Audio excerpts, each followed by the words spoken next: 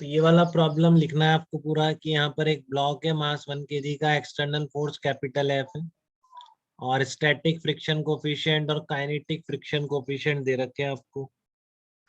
ठीक है, तो एक्सटर्नल फोर्स इस तरह से वेरी कर रहा है, तो इस हर केस में फ्रिक्शन कितना है इन दोनों ब्लॉक और सरफेस के बीच में और उसका एक्सेलरेशन कितना है ये लिखना है। ठीक है, तो कैसे लिखोगे आप इसको बताओ, ये किस तरीके से आप लिख सकते हैं? तो सबसे पहला काम क्या है, पहले तो ये निकाल लो बेटा इसमें एफ की मैक्सिमम वैल्यू और काइनेटिक फ्रिक्शन। तो आपको क्लियर है 5 और 4। तो पहले तो ये बात समझ लो, जब तक ये 5 से ज्यादा नहीं होगा ये ब्लॉक नहीं चलेगा। ठीक है, जब तक ये 5 से ज्यादा नहीं होगा ये ब्लॉक नहीं चलेगा। फ्रिक्शन जितना ये लगेगा उसके हिसाब से बढ़ता रहेगा, हमेशा 5 लगेगा ऐसा भी नहीं। ठीक है, तो सबसे पहले जीरो, जीरो पे तो कोई टेंडेंसी नहीं है, रिलेटिव मोशन ना रिलेटिव मोशन है, टेंडेंसी भी नहीं और रिलेटिव मोशन है भी नहीं, तो फिर कभी कोई फ्रिक्शन एक्ट नहीं करता है उन सरफेसेस के बीच। ठीक है, तो उन सरफेसेस के बीच में कोई फ्रिक्शन फोर्स फिर उस केस में एक्ट नहीं करता है। तो पहले केस में force zero, friction zero, acceleration zero. फिर आपने बढ़ाया 2 न्यूटन कर दिया, बट 5 से ज्यादा तो नहीं लगा पाया, तो अभी फ्रिक्शन रोकेगा। ठीक है, बहुत समझदार फोर्स है, फालतू में नहीं लगता है। ठीक है, हार भी जाता है तो भी अपनी पूरी एफर्ट पुट करता रहता है, देखो कितना अच्छा फोर्स है।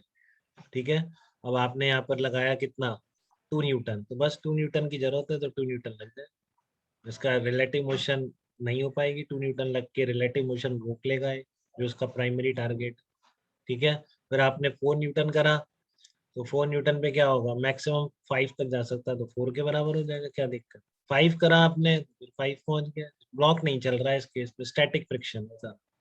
ठीक है, फिर जैसे ही आपने 5.01 भी कर दिया तो अब 5 से ज्यादा हो गया, तो अब ये रिलेटिव मोशन होगी और रिलेटिव मोशन होगी तो फ्रिक्शन हो जाएगा काइनेटिक।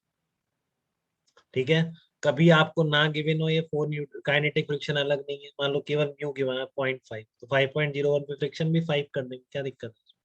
ठीक है, म्यू के गिवन नहीं है तो फिर म्यू है तो म्यू के बराबर मान लेते हैं।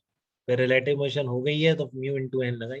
अलग अलग गिवन है तो फिर साथ एक साथ नहीं मान सकते, फिर आप नहीं कह सकते क्या फर्क पड़ गया, ऑलमोस्ट इक्वली था, फिर गलत हो जाएगा। तो अलग देने का पर्पज ही है कि वो काइनेटिक फ्रिक्शन का मैग्नीट्यूड अलग करवाना चाहते।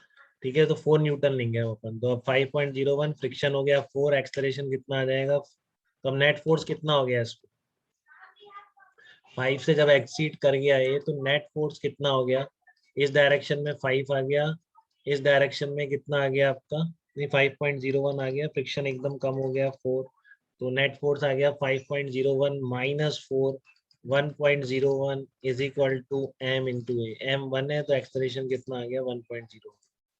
ठीक है, अब आपने अगर 8 न्यूटन करा एक्सटर्नल फोर्स, तो आप क्या करेंगे, फिर 5 से ज्यादा ही है तो मोशन होगी होगी, रिलेटिव मोशन होगी तो काइनेटिक फ्रिक्शन लगेगा।